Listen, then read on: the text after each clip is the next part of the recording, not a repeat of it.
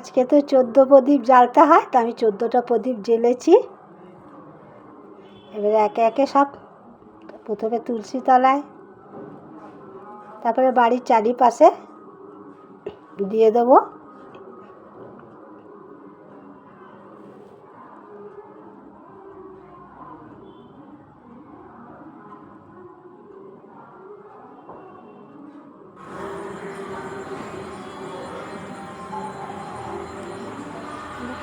আমাদের তো ছোট্ট জায়গা, তো ছোটো জায়গার মধ্যে আমি সুন্দর করে এগুলো সাজিয়ে দিচ্ছি।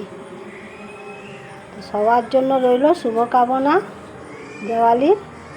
সবাই ভালো থেকো, সবাই আনন্দ করো, সাবধানে করো।